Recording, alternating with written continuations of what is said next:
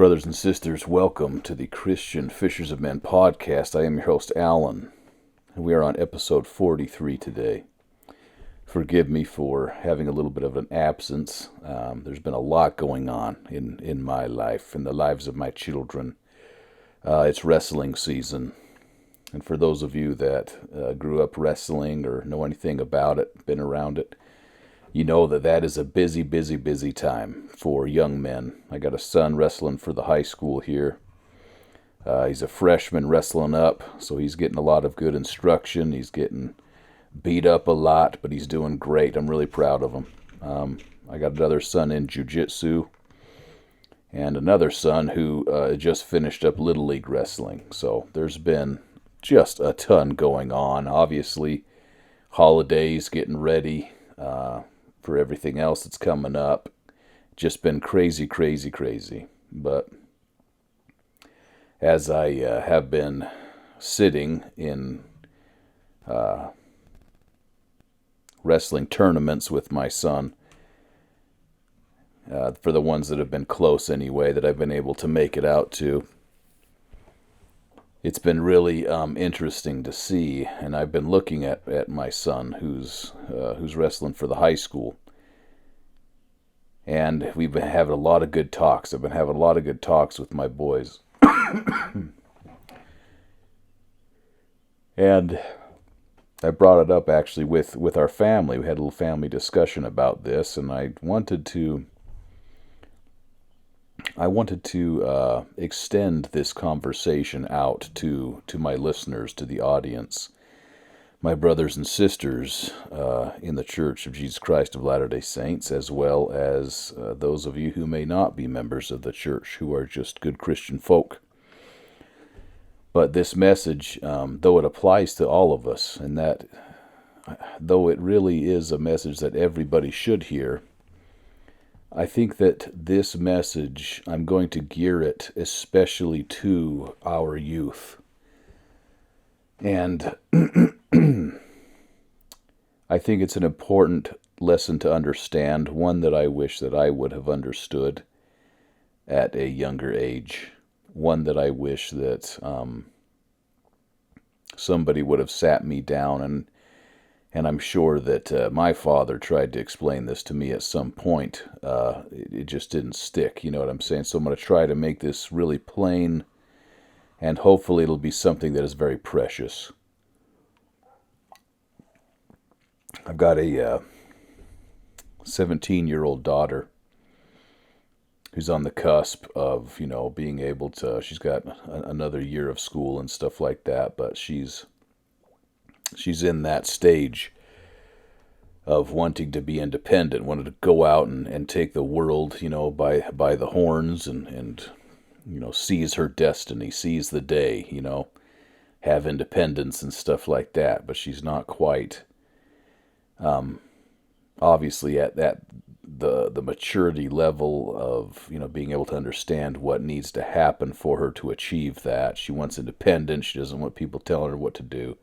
Great kid, don't get me wrong, great kid. I love her to death, and it's actually somewhat endearing, and it's somewhat strange for me to be on the other end of this with a kid, because it seems like it was just yesterday that I was going through that same exact thing. And it's just crazy how everything comes full circle.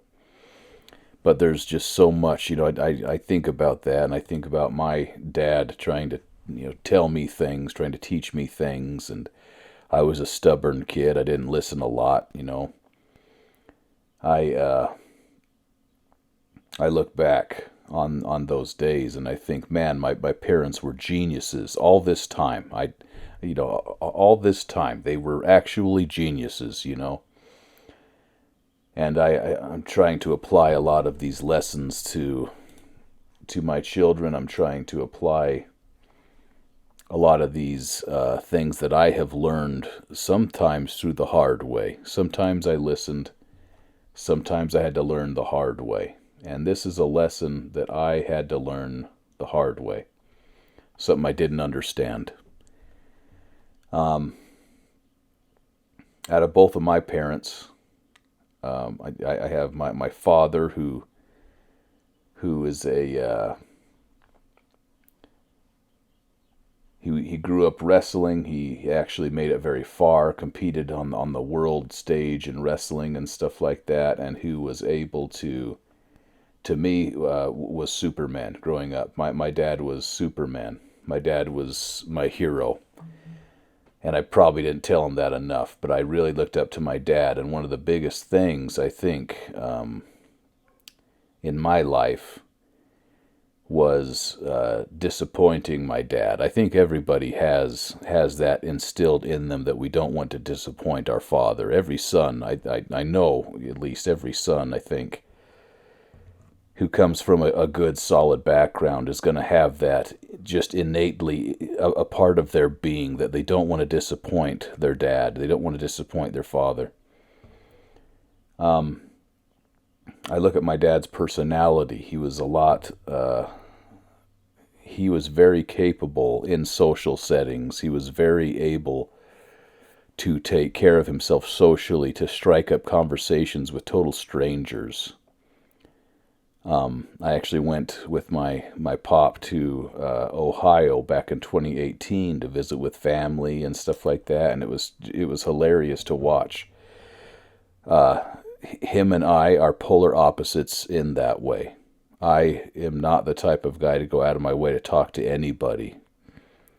It's telling you a lot about me, but I like to find a corner, and I like to sit there, and I like to observe people and see,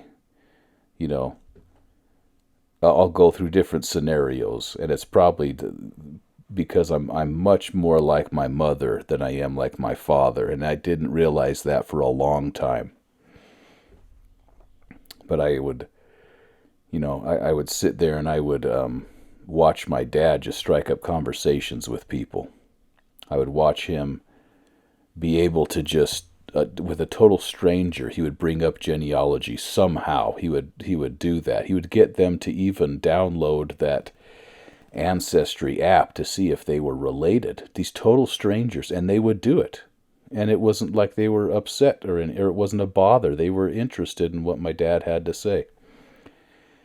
My mom is the opposite of that. My mom is not the type of person to go out of her way to speak to somebody. Public speaking, if giving a talk in church, is terrifying. It takes a physical toll. It takes a mental toll on her. My dad, complete opposite of that. He can get up there and it doesn't bother him. You know what I mean? And growing up, I thought something was wrong with me because I figured I'm built very similarly to my dad. My dad was a man of strength, of physical ability. He was the type of guy that when we would move, he would carry a fridge on his back up into the moving, the moving van and stuff like that. He was just a very physical person. And in that aspect, I took after him. I've always been able to, when we're moving a piano or something like that, I can take the one end of it and two people will take the other. And I don't say that to boast. I just inherited some strength from my dad's side of the family. Just something that was innately in me, and I enjoyed working and lifting weights and kind of refining that gift. And I'm trying to pass that on to my kids. But I realized at a certain point that, nothing was wrong with me. I didn't take after him in that aspect, right? It was very hard for me in a social setting. And this is all a big setup. That's why I'm telling you everything here. I'm going to give you guys some understanding here, but some good setup before we get into the meat of what we're talking about here. But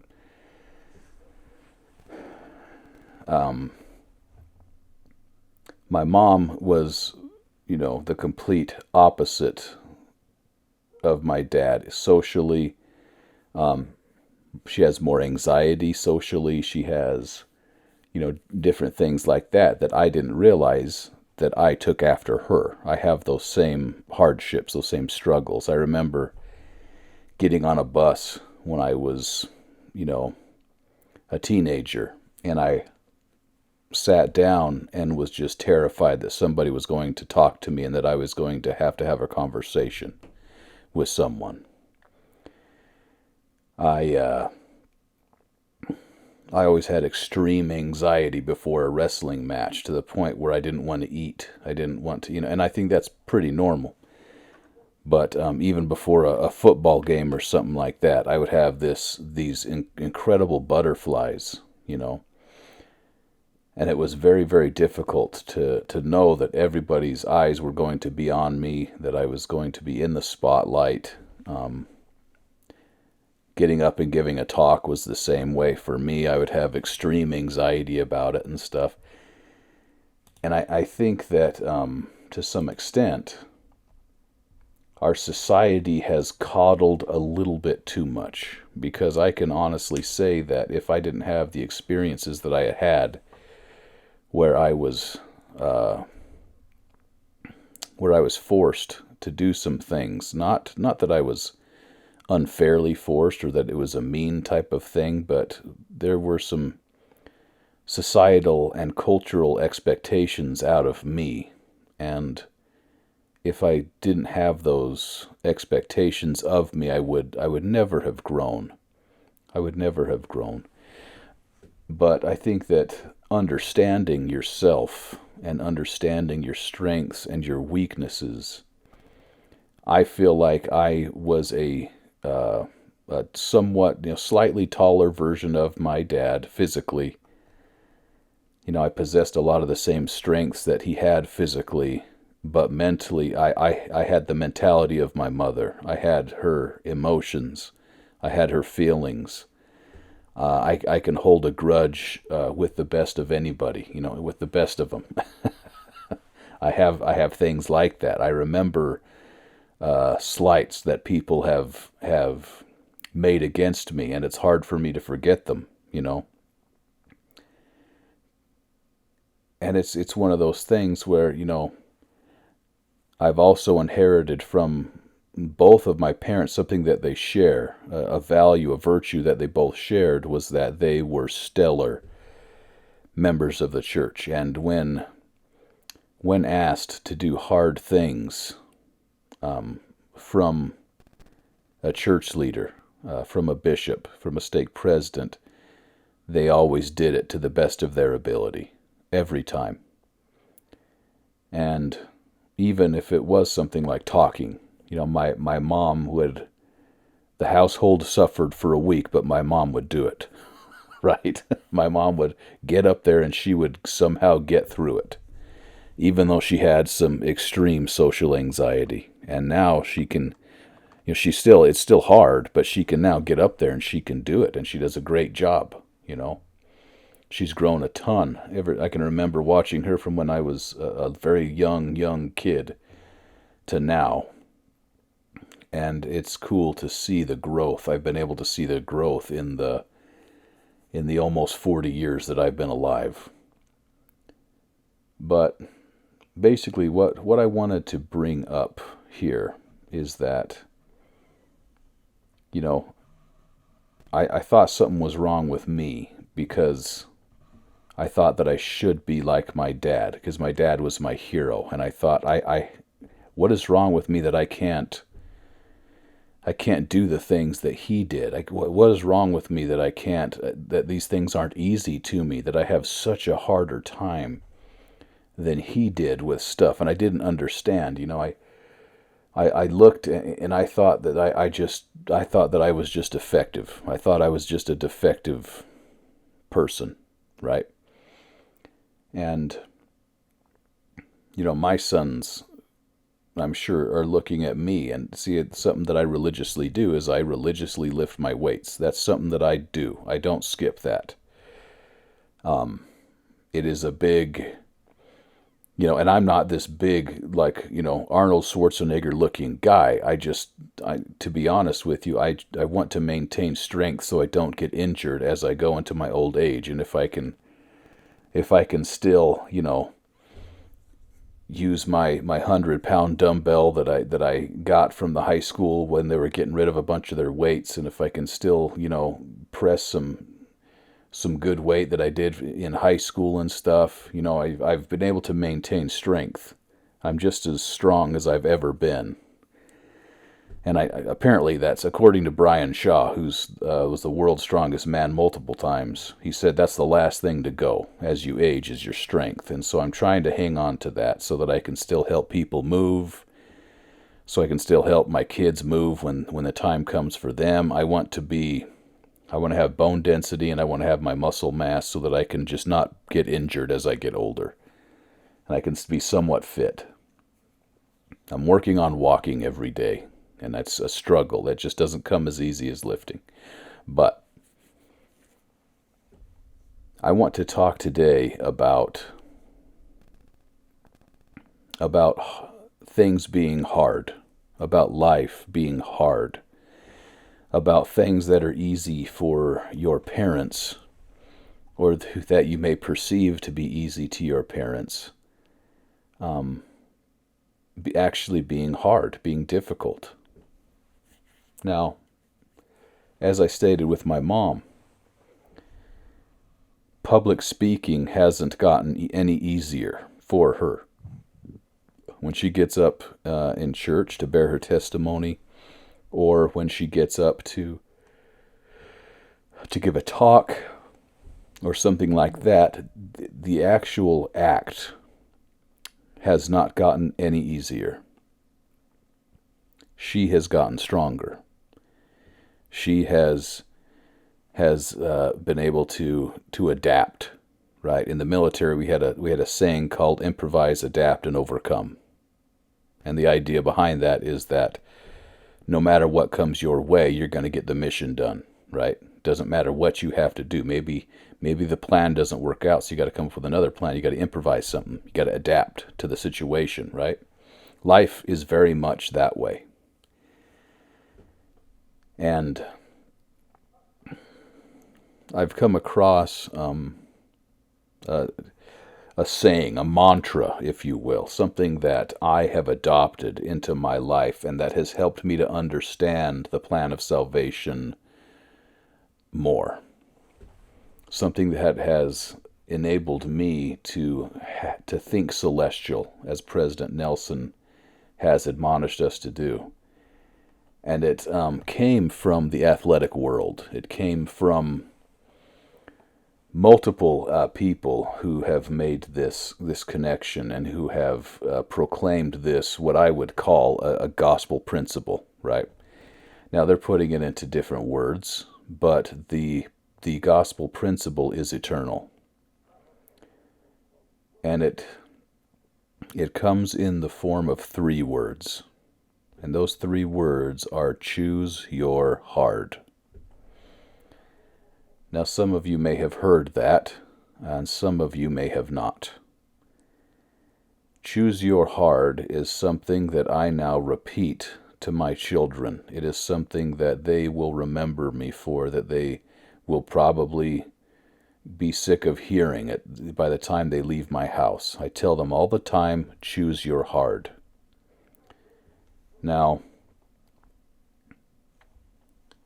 this concept was something that I didn't understand until I was an adult, and I suffered a lot. I look back on some things, and after I blew out my shoulder, I didn't finish out my wrestling career, and I regret that. I live with regret because of that. And it's just one of those things. It's one of those things that I always worried that I disappointed my dad with that, and I'm sure I did. I know I did. Not that that's the all-encompassing most important thing in the world, but like I said, I think every son wants to know that he doesn't want to disappoint his dad, and the approval of a father is paramount to a son.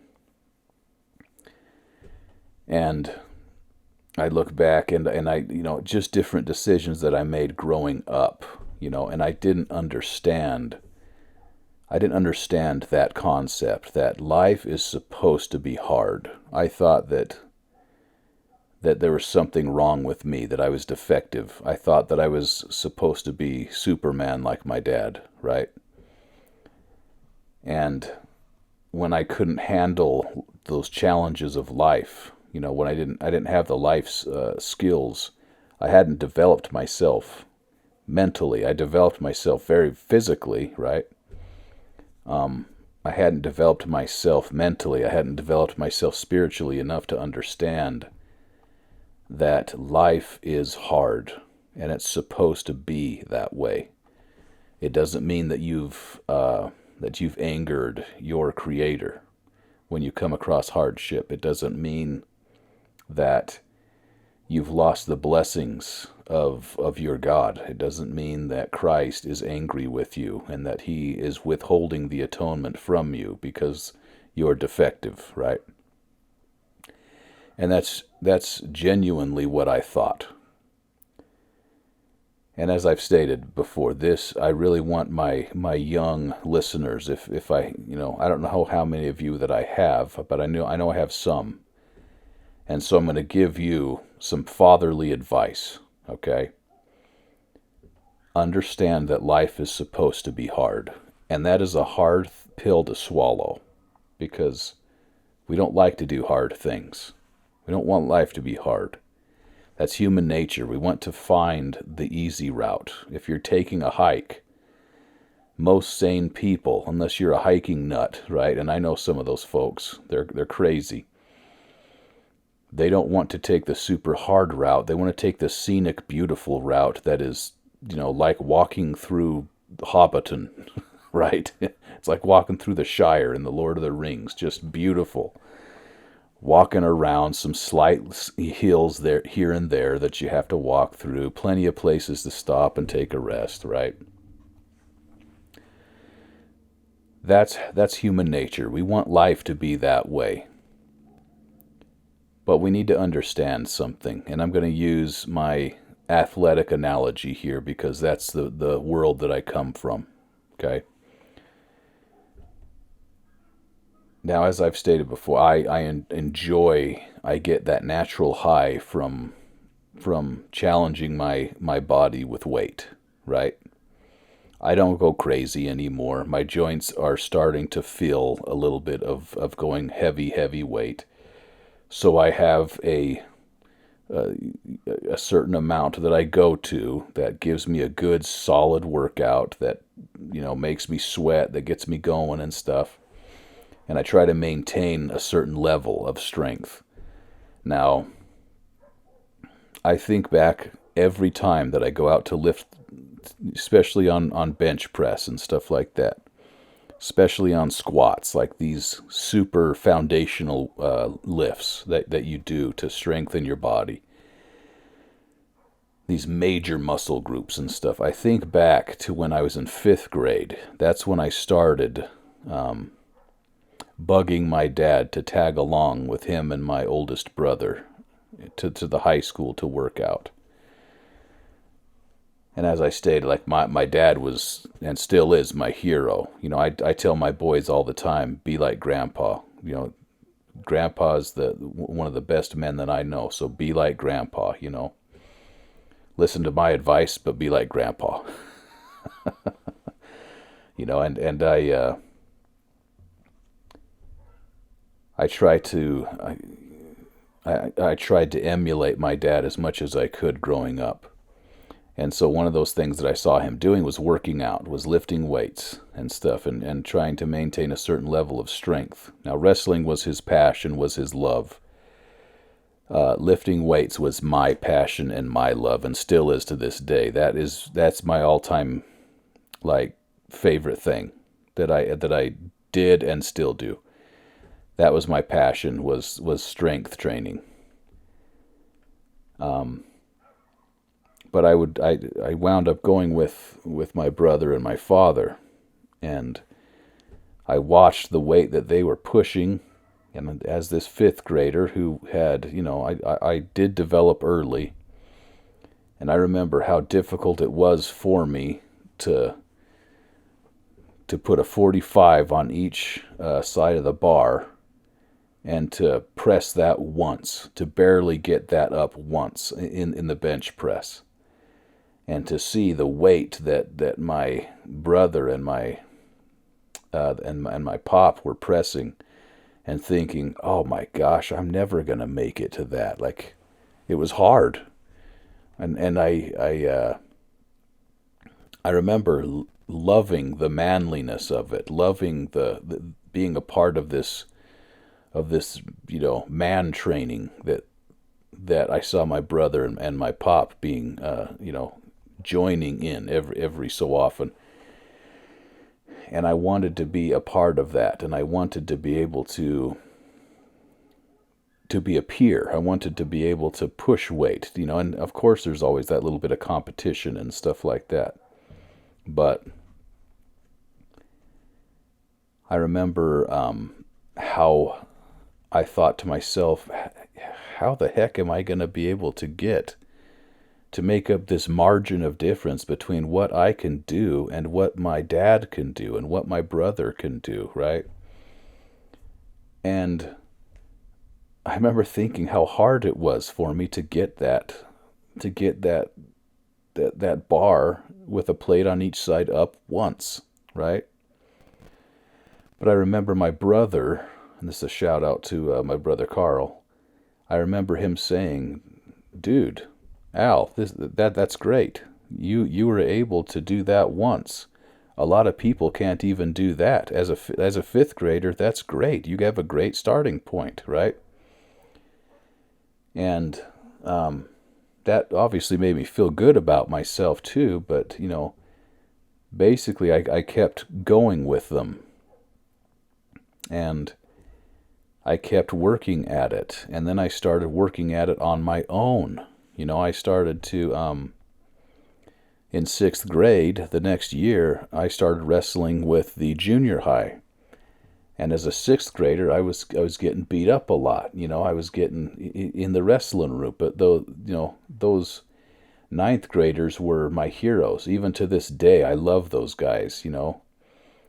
Run into them every once in a while. But I saw those guys lifting weights, and it just made a big impact on me. And so I would stay after wrestling practice, and I would lift weights. And I was trying to strengthen myself, strengthen my body. Now, I'm telling you this because the weightlifting never really got any easier. It was always a struggle. In a way, it got easier, but that was more perception because I got stronger.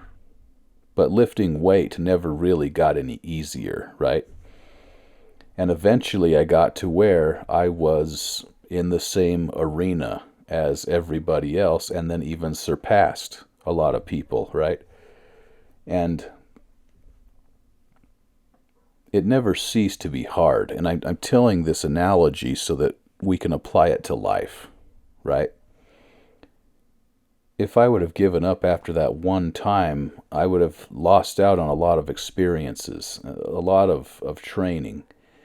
And it's been strange as I get older, as I'm going into my almost 40 years old now. I'm noticing that my body is changing, that I don't have the speed that I used to. I haven't been working out on that. I haven't been working on my wind, my lung capacity. I don't run anymore. I don't have the same speed. My mind still remembers all these wrestling moves that I'm showing my kids and stuff, but my body doesn't work the same way anymore. It's a weird thing, And I see myself going through the same thing that I watched my dad go through as I watched my dad age. But these lessons that I learned in the weight room, that I learned, in the wrestling room and stuff like that, like a lot of these I didn't understand until like recent years, you know what I mean? And applying this to choose your hard, right? I told this to my son as we were having a discussion about it, and it's funny to hear him relaying the same message in the words of his coach, and it was the same lessons that I got, but it just didn't click. And they basically say here, you're always going to have to eat this sandwich, right?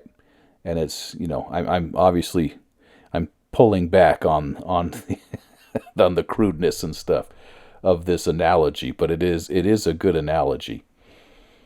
And my son was telling it to me, and I'd heard it a billion times myself in the military, in sports and stuff. But, it basically says there is a sandwich that needs to be ate every single day. And this sandwich is not a delicious sandwich. This sandwich contains things that you do not want to eat in it, but it has to be eaten every day. And if you put off eating that sandwich, it's just going to get stashed into a backlog, right? And they're going to keep stacking up on top of each other, these sandwiches that you don't want to eat. And eventually, there's going to come a time when you're going to have to eat those sandwiches.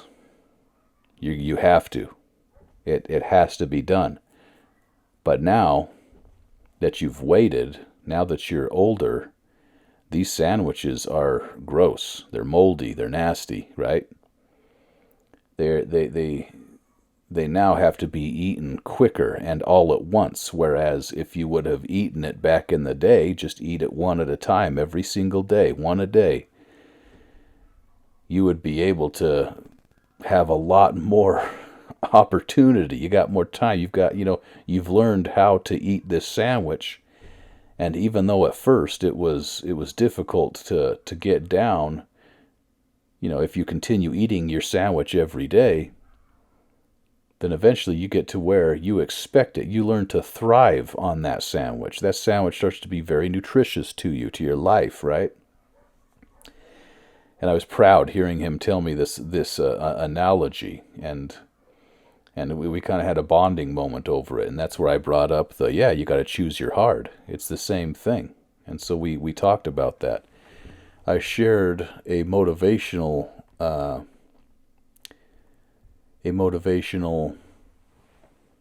guess it was, you'd call it a montage. It's this guy who has this really passionate speech about choosing your hard, right?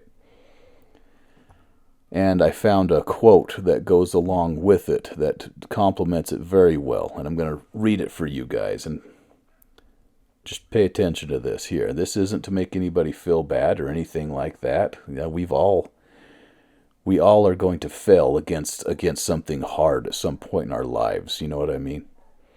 And we're gonna talk about that here in a minute. But here's the quote. Marriage is hard. Divorce is hard. Choose your hard. Obesity is hard. Being fit is hard. Choose your hard. Being in debt is hard. Being financially disciplined is hard. Choose your hard. Communication is hard. Not communicating is hard. Choose your hard. Life will never be easy. It will always be hard, but we can choose our hard. That right there is probably one of the biggest golden nuggets of life advice that I could ever hope to pass on to anybody. Because I think we always only hear the one side of the hardships of life. We only ever hear that it's hard to eat right. It's hard to get up and to go on a walk. We never hear, it's like we're only hearing the regret portion of it, because at the end of every hard, there's either going to be a regret or a reward, right? If you choose to not participate in the difficulty of controlling what you eat, of exercising the advice of the word of wisdom, and you eat everything that you see, if you give in to every urge of your body and allow your body to rule over your spirit, and you partake of sugar every 2 seconds, and you eat cake and you eat pizza and ice cream all the time, every day, multiple times a day, then you are going to force the hard of being obese and being unable to possibly watch your grandchildren grow up. And that's hard. That is hard. Very, very hard. And then the hardship of getting in shape becomes even more difficult. And it looks like this Everest of a mountain, right? But if you talk to any person in peak physical condition and ask them, is it easy? Is what you're doing easy? Is it easy to not partake of the pizza? Is it easy to not partake of the cake and ice cream daily and the pie and go nuts, have Thanksgiving every single day, right? And of course they're going to tell you, no, it's not easy. This is hard. Are there times when I don't feel like coming to the gym? Yeah. Are there times when I don't feel like watching what I eat, when counting my calories? Yeah. Of course.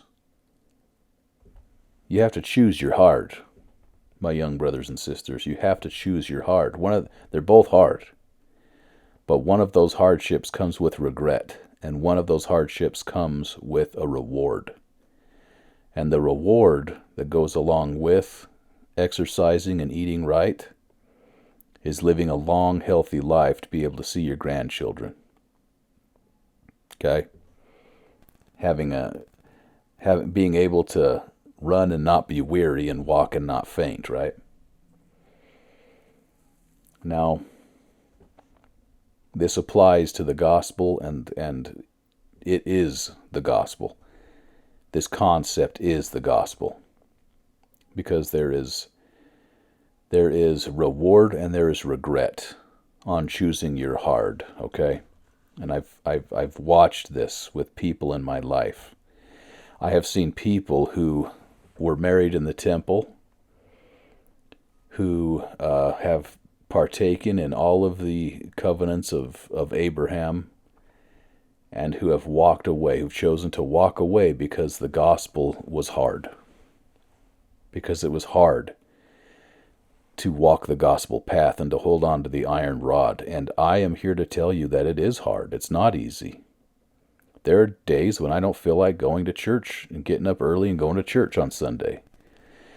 There are days when I don't feel like responding to a group me message about somebody needing help to move a piano, or about a family who has just moved in needing help moving some stuff into their home or moving out, right? That's hard. I don't feel like doing that in the moment. Rarely do I feel like doing it. You know what I mean? But there is a reward that comes with that. There is regret that comes from not doing that. And I have seen the people that have turned away from the gospel. And I have seen them thinking that the grass is greener on the Babylonian side of the fence. And when they get there, they are miserable.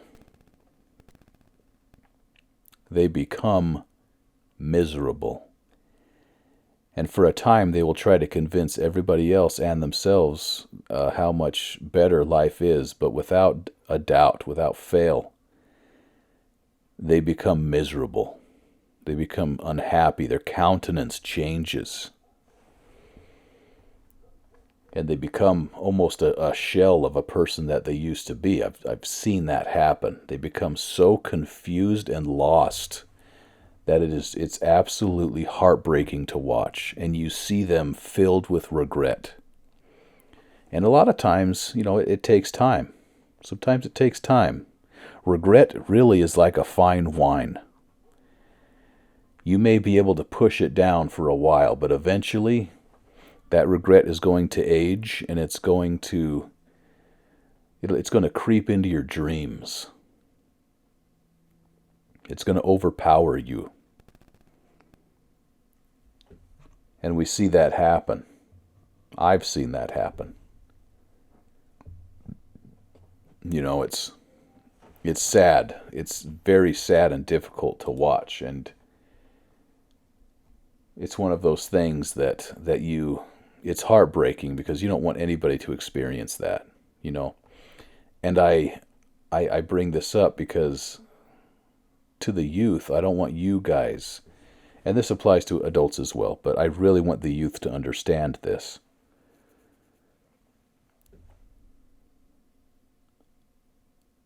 There is reward and there is regret. There is always two choices, no matter what. And you will get to choose your heart as you grow up and as you mature, spiritually, physically, mentally. All of these aspects of what make you, you, right?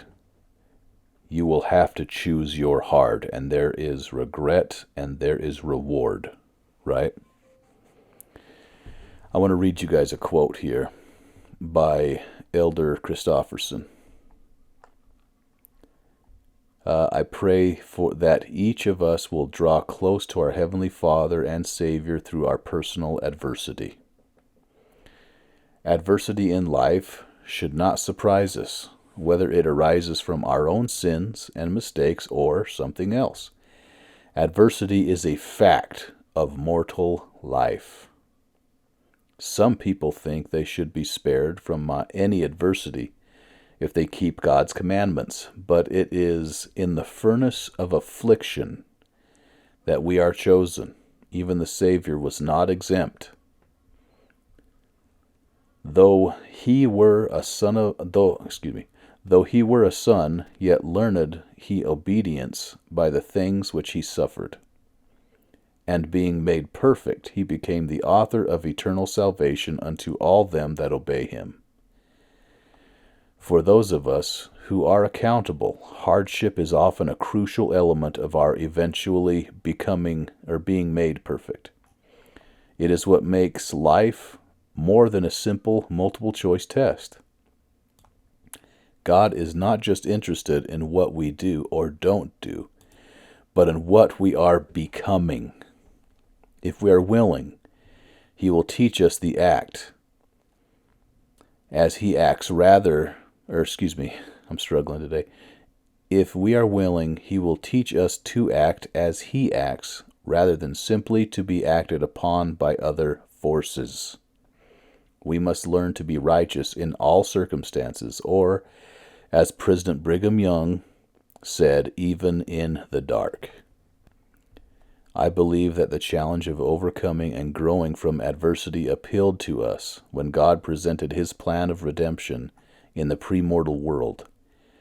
We should approach that challenge now knowing that our Heavenly Father will sustain us, but it is crucial that we turn to him. Without God, the dark experiences of suffering and adversity tend to despondency, despair, and even bitterness. With divine help, ultimately, consolation replaces pain. Peace replaces turmoil, and hope replaces sorrow. God will convert trial into blessing, and, in Isaiah's words, give beauty for ashes. His promise is not to spare us the conflict, but to preserve and console us in our afflictions, and to consecrate them for our gain.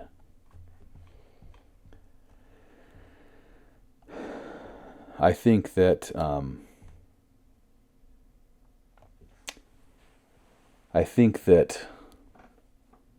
to some of you young brothers and sisters, that is going to come as a revelation, because it did come as a revelation to me.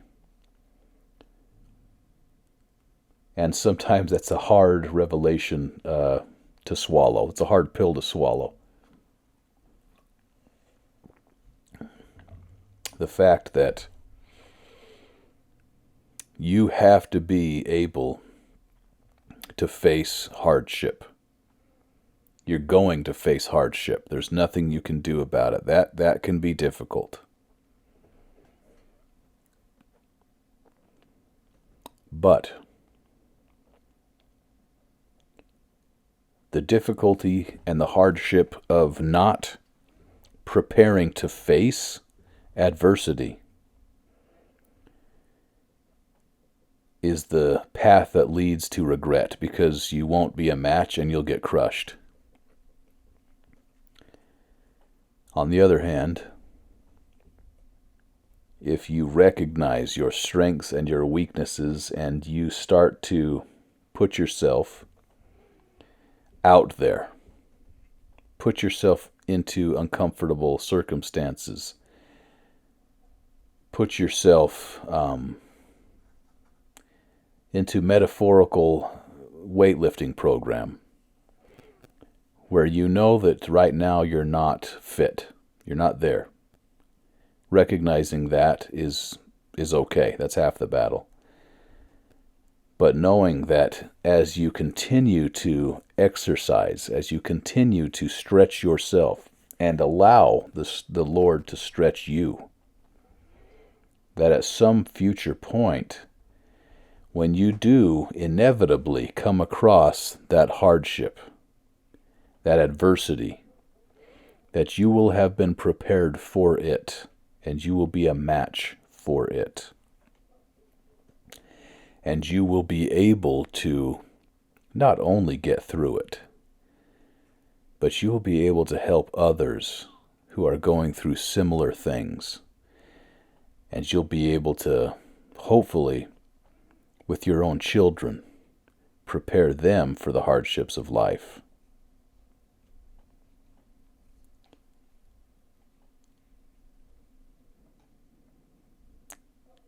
As I have spoken to my children about this, I've told them, look, wrestling is hard. There's no two ways about it. Wrestling teaches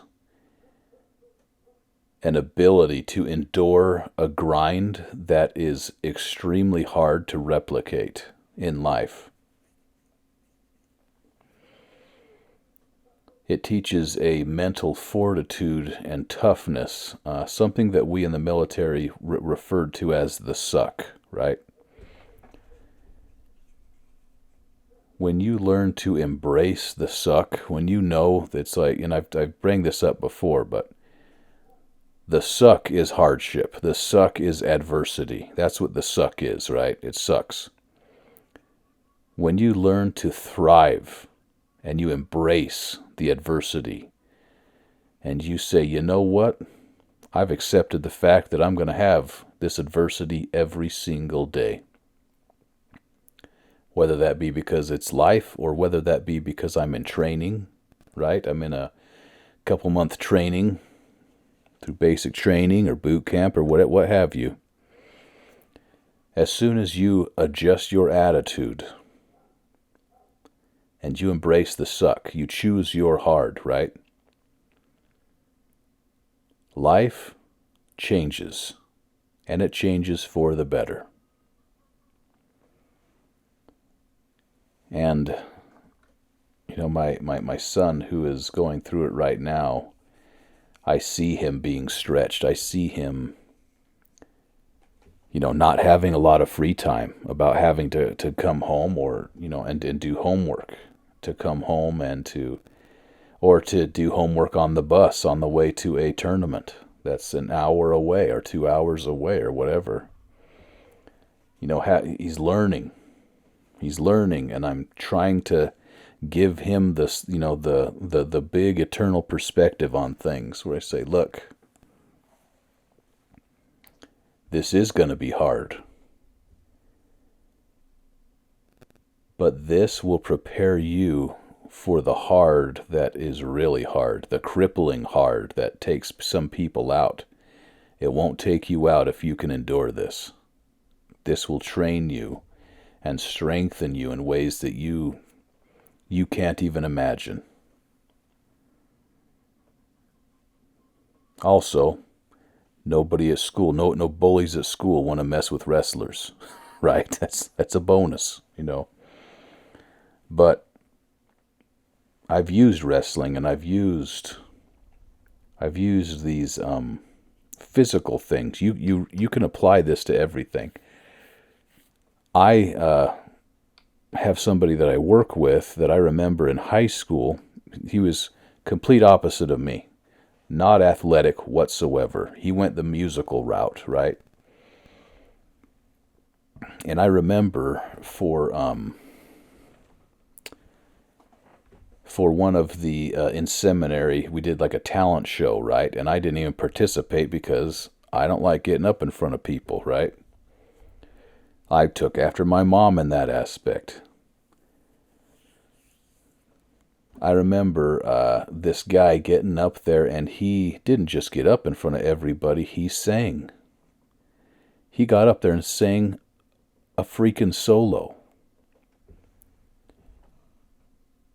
And I was blown away that he would have the guts to do that. Completely blew me away. I was so impressed. And his voice isn't anything special. It wasn't anything special. He had some training, obviously, but it wasn't, he wasn't like, Bon Jovi up there, right? But he had the guts to get up there and do it. And I remember admiring that. I remember thinking, that is so admirable. Like, I can't believe that he had the guts to get up there and do that. He wasn't embarrassed at all, That's always stuck with me, even after all these years. So you can apply this to everything else, right? You can apply this to whatever it is that you're into, whatever it is that you're struggling with, whatever it is that you're dealing with, right? And I was lucky enough to be trained like and given advice by people like my dad, from my dad's generation, from a lot of people, who served in the Vietnam War, who served in, the Gulf War, who was a part of many different conflicts, in between that amount of time. I had the opportunity to be taught by men who were men. And I see the way that society is trending, and I hope that we are able to course correct. I hope that we're able to course correct, and that we realize and recognize that without adversity, without embracing the suck, without choosing your hard, the default position, the default feeling, the default path is going to be the one that leads to regret. One more quick thing before we call this done here, before we call this episode done. There's a gal that I just saw, and she actually wrote an article, right? She writes an article, and she grew up and I'm not trying to get too political here, but she's my age. She grew up as a feminist, and she talks about, she thinks back to the things that she was taught by these super feminazi gals, right? She's 38 years old now, and she's come to a horrible realization. She doesn't have any kids. She doesn't have a husband. And she's about out of time. She's about out of time. It makes me sad to even bring this up, because I think about my kids. I think about where I'm at now.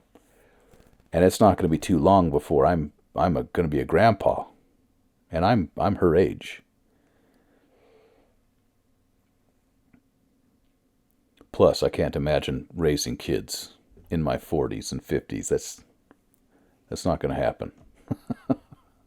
Alan can't do that. I want to be a young grandpa who's full of life, right? But this gal, she said, I'm terrified I've missed my opportunity. She said, I'm 38 and single, and I recently realized I want a child. I'm terrified I've missed my opportunity. And then she talks about how she was taught by these people who did not value family, who did not value having a positive male role model in your life, the benefits of that, about how you don't need to have men around, right?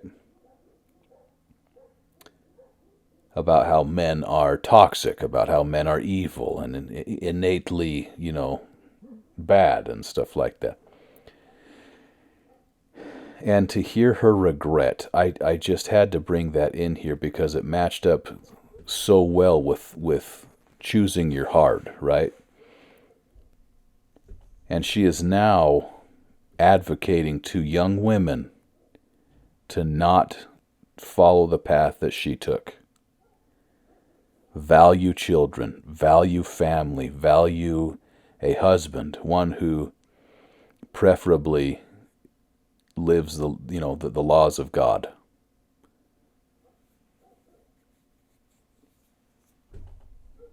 And for those who aren't, this message is universal for those who aren't even of our faith. You know what I'm saying? Like the family, a mother, a father, valuing children, valuing family, teaching them correct principles, values, right? These Judeo-Christian values that we used to have in common with everybody. As they get abandoned, you will see a lot of these people that will turn back and look on their life with bitter regret. Bitter regret. And my young brothers and sisters, I hope that you listen. I know that it's hard to listen to somebody who came before you. I remember what that's like. I do. In my mind, I'm still a 16-year-old kid. I really am. I'm a 16-year-old kid in my brain. I'm a 16-year-old kid who has a bunch of life under his belt.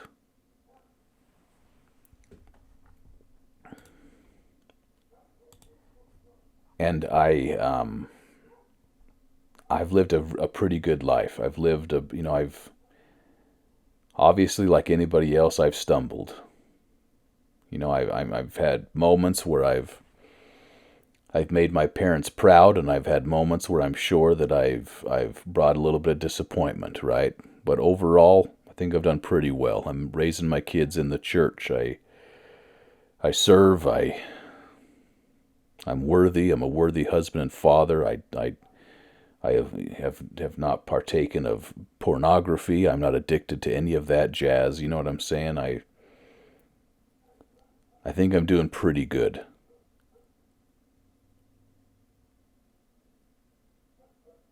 But I do look back and I see some of the regrets that I do have. And they're small and stupid on some things. They're small and stupid, But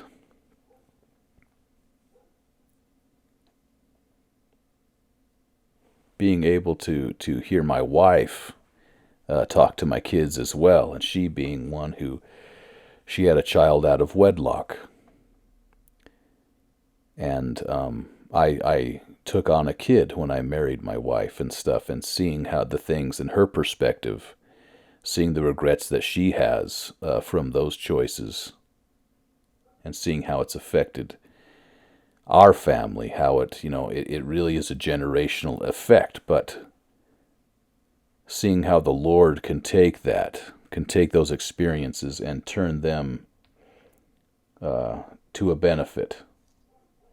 Knowing that our children get firsthand knowledge of what it would be like to deviate from the gospel path in that way. Seeing the regret, you know what I mean? I hope that you young brothers and sisters will take the advice and the knowledge that I'm giving here and apply it to yourself. Realize that adversity is going to happen in your life no matter what. But that it's your choice to choose how you react to that adversity. It's your choice to choose how to prepare for future adversity. And that as you choose your hard, as you choose your path in life, realize that you're choosing your hard, and look at it through the lens of which path has a reward and which path has an eventual regret. That's my prayer for you. And I want you guys to know, to the youth, that I love you guys, and I still identify with you. I'm just a older, slower, more out of shape version of my 16-year-old self, right? My old high school self could kick my butt, right? But I identify with you guys still. I think about that, and I have a desire to impart and to help and to give advice as much as I can, you know, as I do with my kids, as we have these talks. And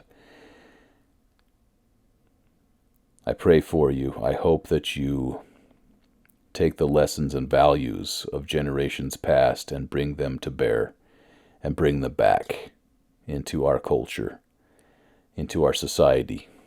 And I ask the Lord to bless you guys, and I do so in the name of Jesus Christ, our Savior and our Redeemer. Amen.